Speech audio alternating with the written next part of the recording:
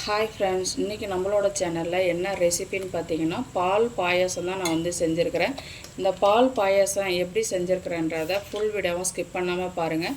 யாரெல்லாம் நம்ம சேனலை ஃபஸ்ட் டைம் பார்க்குறீங்களோ லைக் பண்ணுங்கள், ஷேர் பண்ணுங்கள், சப்ஸ்கிரைப் பண்ணுங்கள்.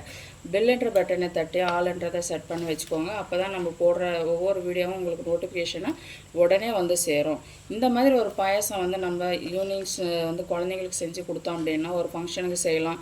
ஒரு நம்ம வீட்டுக்கு திடீர்னு வந்து ஒரு கெஸ்ட் வந்துட்டாங்க அப்படின்னா சிம்பிளாக ஈஸியாக வந்து இதை வந்து குயிக்காக எப்படி செய்யலாம் அப்படிங்கிற ஒரு பாயாசம் தான் நான் செஞ்சுருக்கிறேன். இதே மாதிரி நீங்களும் செய்யணும் அப்படின்னா ஃபுல் வீடியோவும் ஸ்கிப் பண்ணாமல் பாருங்கள். வாங்க வீடியோக்குள்ளே போகலாம்.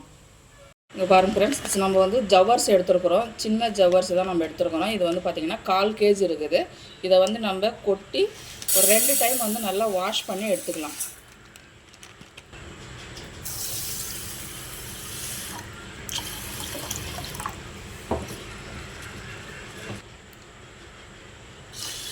ஏன் நம்ம அந்த ஜவ்வரிசி வாஷ் பண்ணுறோம் அப்படின்னு பார்த்தீங்கன்னா நிறைய டஸ்ட்டும் இருக்கும். அதனால் நம்ம வந்து வாஷ் பண்ணி போட்டுக்கலாம். பாருங்கள் ஃப்ரெண்ட்ஸ், ஒரு பாத்திரம் வச்சுட்டோம் நம்ம வந்து பாயசம் செய்கிறதுக்கு. அதில் வந்து தேவையான அளவு நம்ம வந்து தண்ணி வச்சுக்கலாம். நான் வந்து ஒரு 5லேருந்து 6 டம்ளர் தண்ணி வச்சுக்கிறேன். இந்த டம்ளர் பார்த்திங்கன்னா நான் வந்து 6 டம்ளர் தண்ணி வச்சுருக்கிறேன். இப்போ இந்த தண்ணி வந்து நல்லா கொதித்து வரட்டும், அது வரையிலும் வெயிட் பண்ணலாம். அந்த சைடு தண்ணி கொதிச்சிட்ருக்கோம். இந்த சைடு வந்து பார்த்திங்கன்னா 1 லிட்டர் பால் வந்து நம்ம காய வச்சுக்கலாம். அதனால் நான் வந்து சுத்தமான பால் வந்து 1 லிட்டர் எடுத்துருக்கிறேன். கெட்டியான பால். இதை வந்து தண்ணி வைக்காமல் நம்ம அப்படியே காய வச்சு எடுத்துக்குவோம். இங்கே பாருங்கள் ஃப்ரெண்ட்ஸ், தண்ணி வந்து நல்லா சலசல நல்லா கொதிச்சிச்சு பாருங்கள். இப்போ வந்து நம்ம இந்த கழுவி வச்சுருக்கிறோங்களே ஜவ்வரிசி, அதை வந்து நம்ம இதில் போட்டுக்கலாம். இந்த மாதிரி வந்து நம்ம தண்ணி கொதிக்கிற கேப்பில் நம்ம கழுவி இந்த ஜவ்வரிசி ஊற வச்சோம் அப்படின்னாக்கா நல்லா ஒரு 5 நிமிஷம் நல்லா ஊறிடும். அப்போ நல்லா சாஃப்டாக வந்து நமக்கு இந்த ஜவ்வரிசி வந்து நல்லா வெந்து வந்துடும். இங்கே பாருங்கள் ஃப்ரெண்ட்ஸ், பாலும் வந்து நமக்கு இந்த கேப்பில் வந்து நல்லா காஞ்சிருச்சுங்க. இந்த ஸ்டேஜில் நம்ம வந்து ஆஃப் பண்ணிடலாம். இங்கே பாருங்கள் ஃப்ரெண்ட்ஸ், நல்லா வந்து பாருங்கள் ஒரு 5 நிமிஷம் நல்லா கொதிச்சிடுச்சு பாருங்கள். ஜவ்வரிசியும் நல்லா வெந்து வந்துடுச்சு. நமக்கு கண்ணாடி மாதிரி தெரியுது பாருங்கள். இந்த மாதிரி தெரிஞ்சால் தான் நமக்கு வந்து இந்த ஜவ்வரிசி வந்து நல்லா வெந்ததாக நமக்கு வந்து கணக்கு. இங்கே பாருங்கள் ஃப்ரெண்ட்ஸ், நான் வந்து தேவையான அளவு நமக்கு வந்து இனிப்பு எடுத்துருக்கிறேன். நான் வந்து சுகர் எடுத்துருக்கிறேன். நம்ம தேவைப்பட்டால் வெல்லமும் வந்து ஆட் பண்ணிக்கலாம், நாட்டு சக்கரை ஆட் பண்ணிக்கலாம், கட்டி வெல்லமும் போட்டுக்கலாம். நான் வந்து சுகரில் தான் வந்து இந்த பாயசம் வந்து நான் செய்ய போகிறேன். இப்போ நம்ம வந்து இந்த தேவையான அளவு நம்ம வந்து இனிப்பு வந்து சுகர் வந்து நம்ம ஆட் பண்ணிக்கலாம்.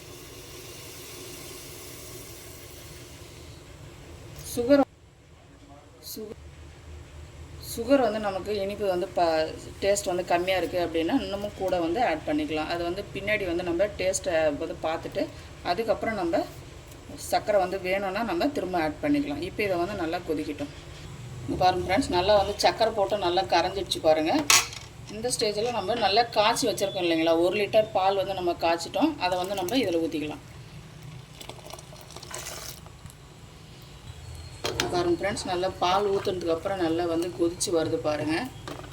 இந்த மாதிரி பாயசம் செய்யும் போது வந்து வேறு லெவல் டேஸ்ட்டாக இருக்கும் ஃப்ரெண்ட்ஸ். நீங்களும் வந்து ஒரு டைம் ட்ரை பண்ணி பாருங்கள். மறக்காமல் நம்மளோட சேனல் யார் ஃபஸ்ட் டைம் பார்க்குறீங்களோ லைக் பண்ணுங்கள், ஷேர் பண்ணுங்கள், சப்ஸ்கிரைப் பண்ணுங்கள். அடுத்து வந்து என்ன செய்யலாம்னு பார்க்கலாம். பாருங்கள் ஃப்ரெண்ட்ஸ், பால் நல்லா கொதித்து வருது பாருங்கள். இந்த ஸ்டேஜில் வந்து சேமியா வறுத்த சேமியா வந்து நம்ம இதில் வந்து போட்டுக்கலாம். நமக்கு வந்து தேவைங்கிற அளவு நம்ம வந்து சேமியா வந்து ஆட் பண்ணிக்கலாம். இது வந்து ஒரு 1/4 kg வறுத்த சேமியா இருக்குது. இதில் வந்து நம்ம சேர்த்துக்கலாம். 1 லிட்டர் பாலுக்கு வந்து நம்ம 1/4 kg வந்து வறுத்த சேமியா வந்து சேர்த்துக்கலாம். இதில் வந்து நிறைய சேர்த்தணும் அப்படின்னா வந்து கெட்டியாகிடும். நமக்கு வந்து லிக்யூடு பதமாக வந்து கிளாஸில் ஊற்றி குடிக்கிற மாதிரி வேணும். அந்த மாதிரி லெவலுக்கு வந்து நம்ம சேமியா வந்து கம்மியாக போட்டோம்னா தான் வந்து நமக்கு நல்லா வந்து பதமாக இருக்கும் பாயசம் வந்து. அதுக்காக நம்ம வந்து 1 லிட்டர் பாலுக்கு வந்து 1/4 லிட்டர் வந்து ஜவ்வரிசி நம்ம வந்து போட்டிருக்கிறோம்.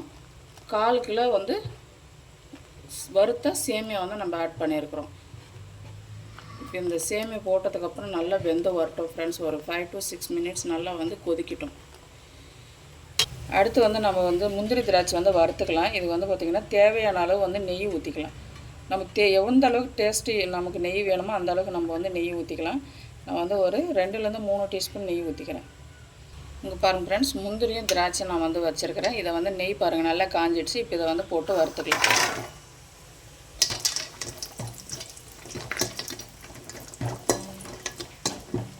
பாயசத்துக்கு வந்து ஹைலைட்டே வந்து பார்த்திங்கன்னா இவங்க தான். இந்த முந்திரியும் திராட்சைலாம் வந்து பார்த்திங்கன்னா பார்க்கவும் அழகாக இருப்பாங்க. பாயசத்தில் போட்டு அந்த நெய்யில் வறுக்கிற ஸ்மெல்லும் அந்த நெய்யில் வறுத்து டேஸ்ட்டும் வந்து பார்த்திங்கன்னா நமக்கு அவ்வளோ ஒரு டேஸ்ட்டாக இருக்கும்.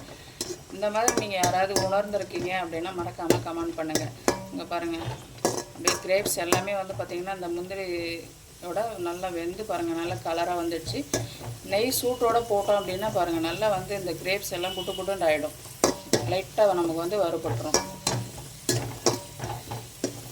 இந்த ஸ்டேஜில் நம்ம வந்து ஸ்டவ் ஆஃப் பண்ணிவிட்டு அதை ட்ரான்ஸ்ஃபர் பண்ணிடலாம். பாருங்கள், அப்படியே இந்த முந்திரி நெய் திராட்சை எல்லாமே சேர்த்து நம்ம அப்படியே ஊற்றிடலாம். இது பாருங்கள் ஃப்ரெண்ட்ஸ், நல்லா நம்ம வந்து பாயசம் வந்து ரெடி ஆகிட்டே இருக்குது பாருங்கள். முந்திரி திராட்சை எல்லாமே போட்டாச்சு. இதில் வந்து உங்களுக்கு தேவைப்பட்டா அப்படி வந்து ஏலக்காய் வந்து நம்ம போட்டுக்கலாம். பாருங்கள், இந்த மாதிரி ஏலக்காய் வந்து நம்ம தூள் பண்ணாமல் அப்படியே வந்து கிள்ளி போட்டுக்கணும். லாஸ்ட்டாக போட்டு இறக்கிடணும். அப்போ தான் வந்து நமக்கு இந்த ஏலக்காயோட ஃபுல் ஃப்ளேவரும் நமக்கு வந்து அப்படியே கிடைக்கும். அதுக்காக தான் நான் வந்து லாஸ்ட்டில் சேர்க்குறேன். நீங்களே இதே மாதிரி ட்ரை பண்ணி பாருங்கள். ஓகே ஃப்ரெண்ட்ஸ், என்னோடய ஸ்டைலில் பால் பாயசம் வந்து ரெடி ஆகிடுச்சு. நீங்களும் இதே மாதிரி வந்து ட்ரை பண்ணி பாருங்கள். நம்ம சேனலுக்கு யாரெல்லாம் புதுசாக இருக்கீங்களோ லைக் பண்ணுங்கள், ஷேர் பண்ணுங்கள், சப்ஸ்கிரைப் பண்ணுங்கள். ஃபுல் வீடியோவும் பார்த்ததுக்கு ரொம்ப நன்றி.